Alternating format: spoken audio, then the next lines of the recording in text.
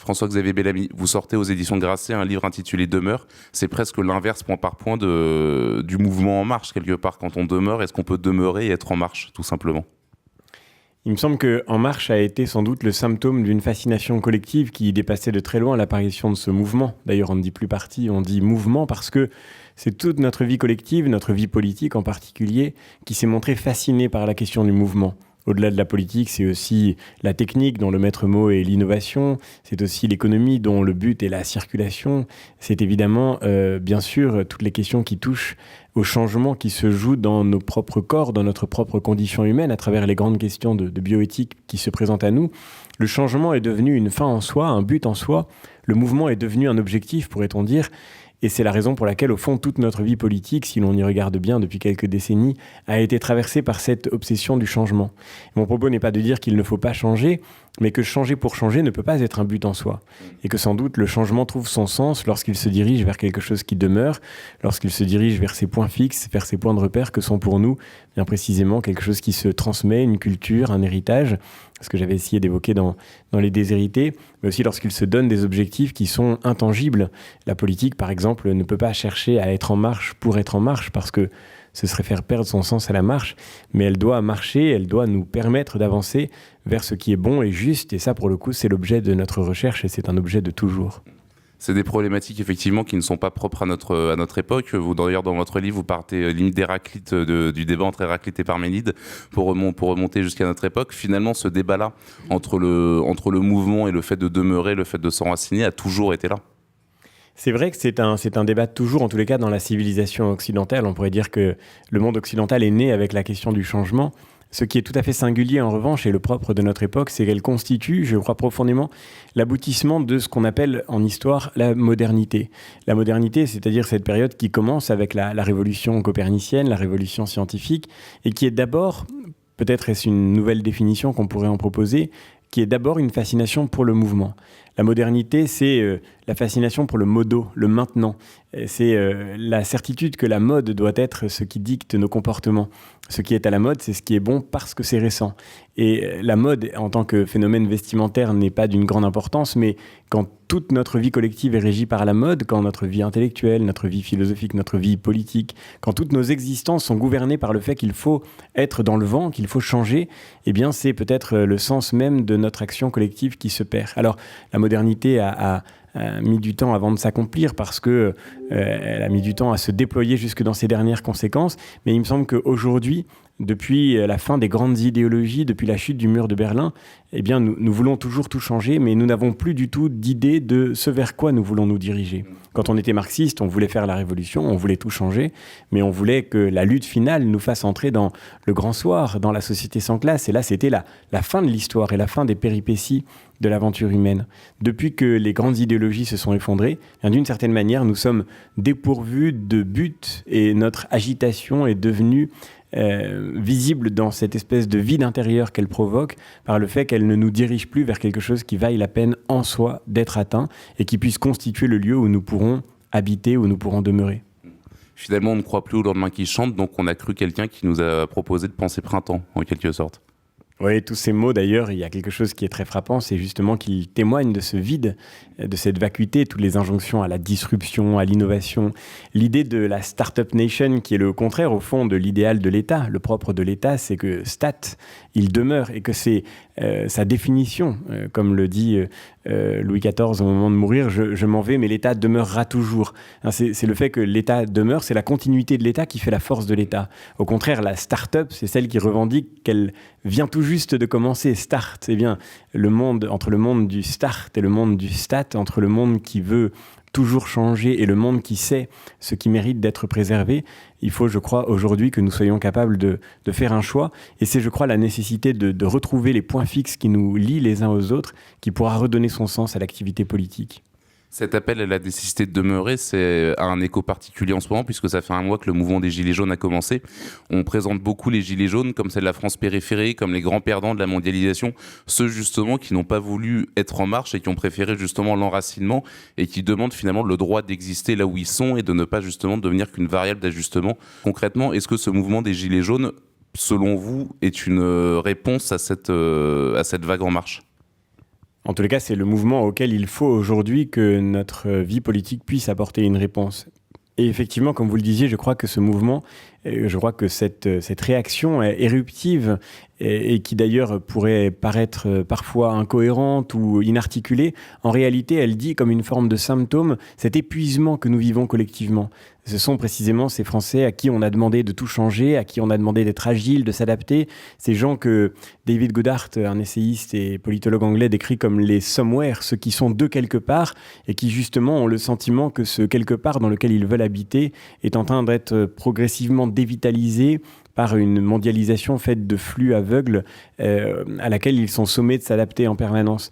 On leur a, d'une certaine manière, et c'est l'une des clés de cette crise de la démocratie représentative que nous sommes en train de vivre, on leur a retiré tout ce qui faisait ces attachements singuliers qui leur permettaient de se rapporter au monde qui les entourait.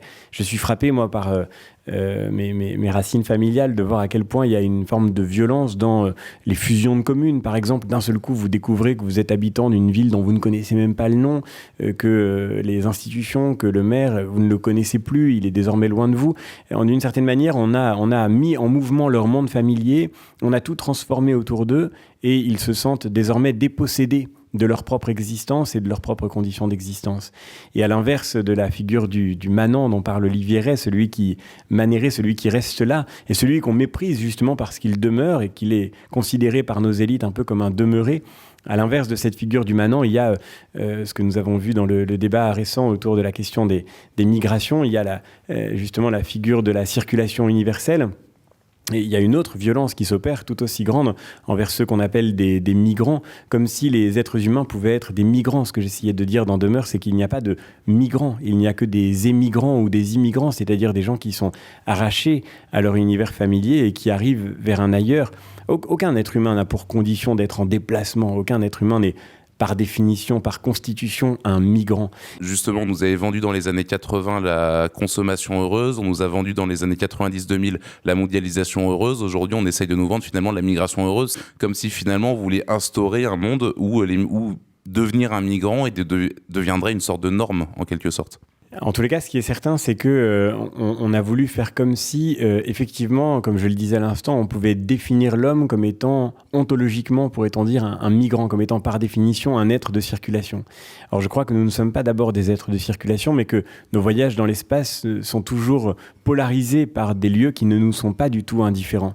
On part de chez soi pour arriver ailleurs, on repart de cet ailleurs pour revenir chez soi. Et c'est ce qui fait notre rapport au monde. Nous ne sommes pas des atomes qui circulent dans un espace géométrique neutre et indifférencié.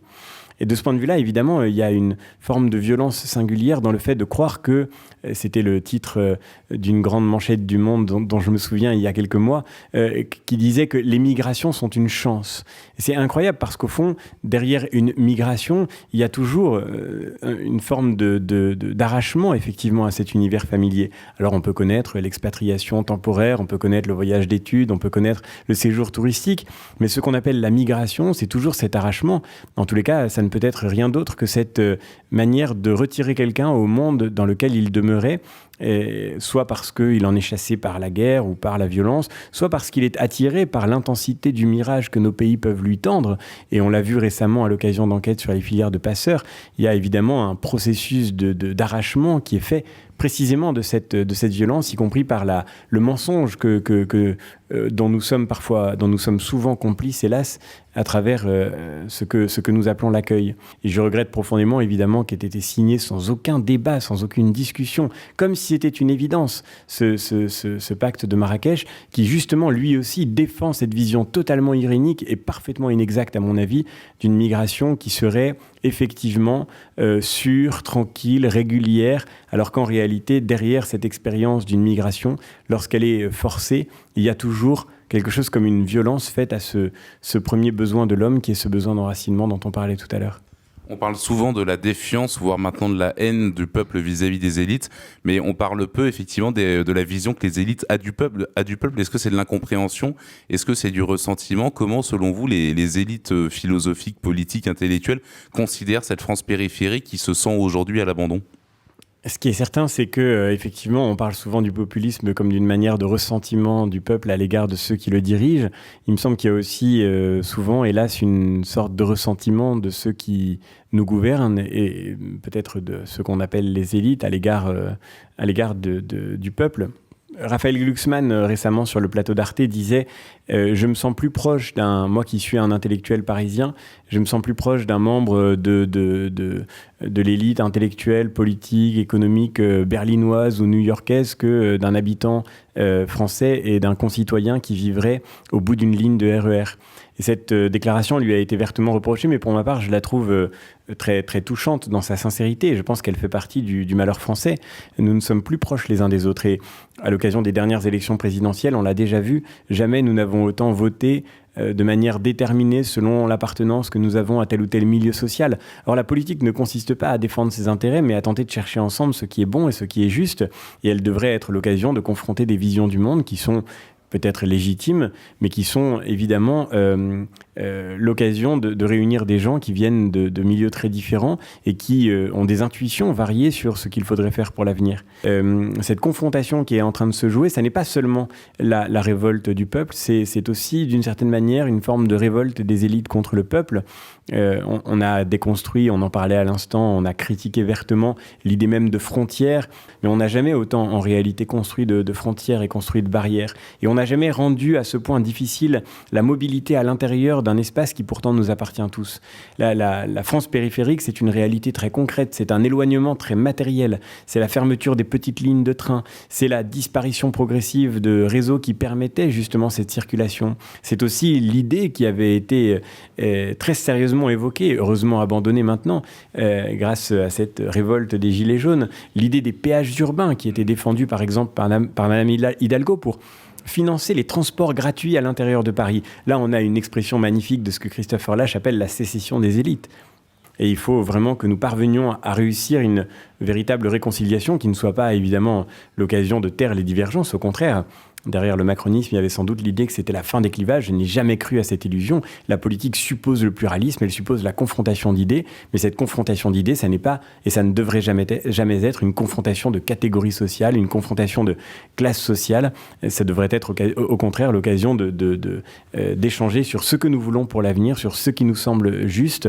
Et c'est dans cette reconstruction du débat démocratique que nous pourrons certainement trouver l'occasion de dépasser cette confrontation sociale et cette opposition des élites avec les classes populaires. Emmanuel Macron avait incarné cet espoir-là en cassant la dynamique justement des élites contre le peuple, en ouvrant La République En Marche à des gens issus de la société civile, à des nouvelles têtes.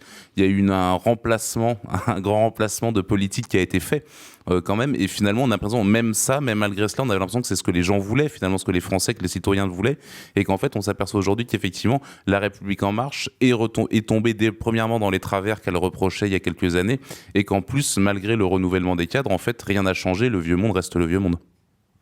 D'abord, oui, effectivement, il y a une forme d'illusion dans l'idée d'opposer un ancien monde et un nouveau monde. En réalité, il faut faire avec la réalité de l'expérience humaine et il n'y a qu'un seul monde. La politique ne consiste pas à remplacer, pour reprendre votre expression, un ancien monde par un nouveau. Elle consiste à prendre humblement soin de ce monde qui est le seul monde réel et à tenter de faire en sorte qu'il demeure en lui ce qui le rend vivable et que s'améliore en lui ce qui mérite de progresser. Et c'est la seule chose qui compte. Alors pour revenir effectivement à cette vie parlementaire, ce qui me frappe profondément, c'est que il y a eu une gigantesque illusion et la violence de la réaction est à la hauteur de la réalité de la duperie, c'est vrai. La gigantesque illusion qui faisait que les gens croyaient qu'Emmanuel Macron allait être celui qui allait incarner une démocratie participative, qui allait rendre la parole aux Français, qui allait remettre la décision sur le terrain. Et en réalité, nous n'avons jamais eu un président aussi jacobin, aussi centralisateur, jamais eu un président aussi technocrate, en quelque sorte, dans sa manière de se comporter.